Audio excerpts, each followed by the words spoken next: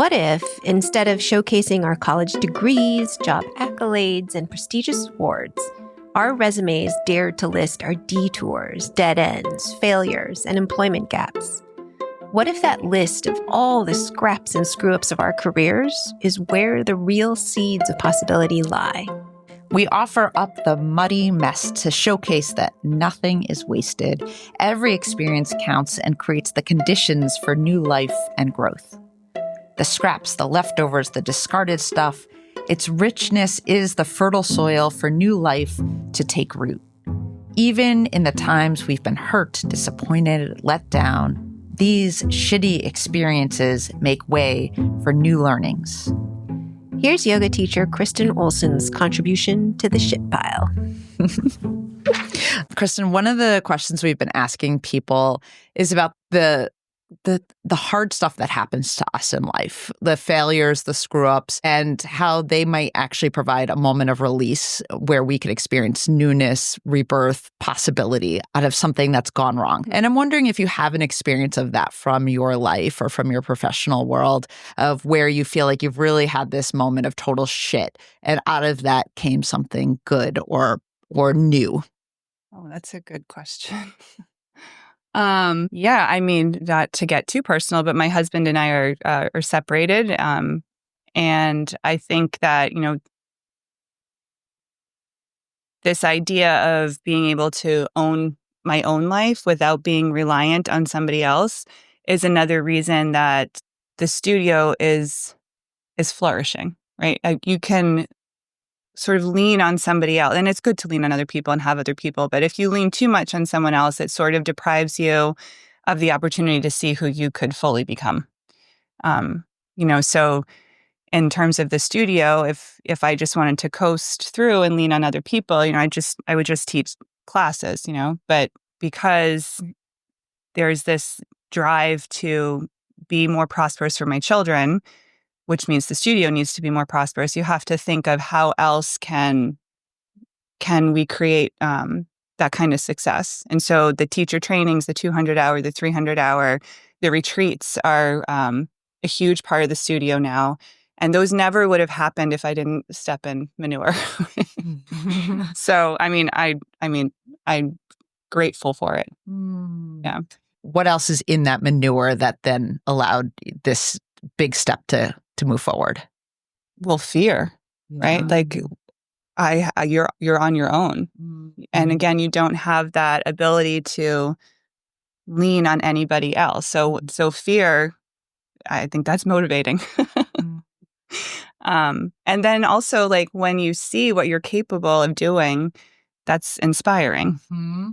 So I think that they sort of play together. Can you think about moments where you felt like you're flourishing, or that you see the effects of what you're doing in other people's lives? Like, can you talk a little bit about how you think about this sense of flourishing? So COVID days were definitely scary. You're paying rent for a place that nobody can enter. I quickly pivoted to Zoom classes. And so, the very dark days of COVID, to turn the computer on and see like 50 people there for class because it was maybe the only bright moment in their day, that felt like I had done something right and the studio was flourishing despite the horrors of what was going on.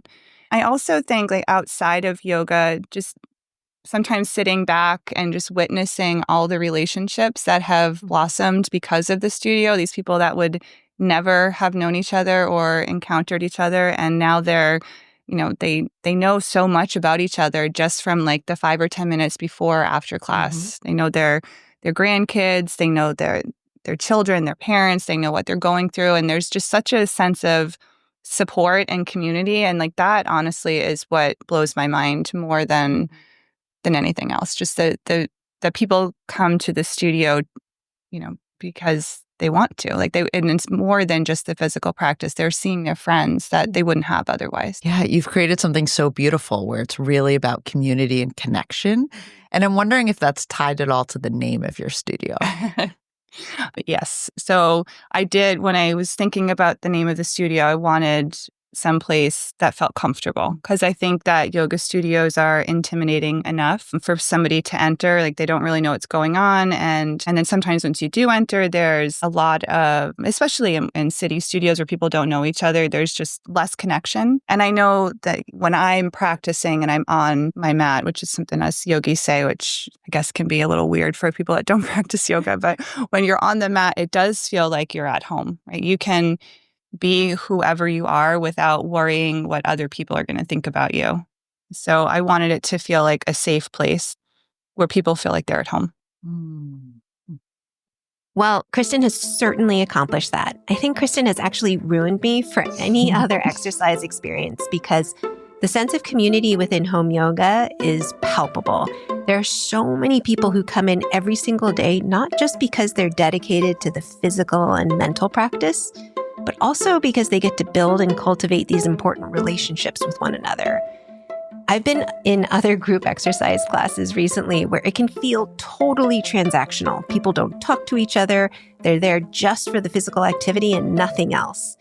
And I can see how some people might want that or even seek that out. But once you've had that more relational experience, you begin to feel like you're missing out when you're in other environments. That totally reminds me of this Japanese concept of ikigai. It's this intersection of four things: what you love, what you're good at, what the world needs, and what you can be paid for. Home yoga seems to embody this perfectly, transforming what could be just another exercise class into a meaningful community where people find purpose beyond the physical practice. That's the real alchemy of turning life's challenges into something precious, creating spaces where we can all discover our own ikigai together. For more, make sure you listen to our longer discussion with Kristin Olson.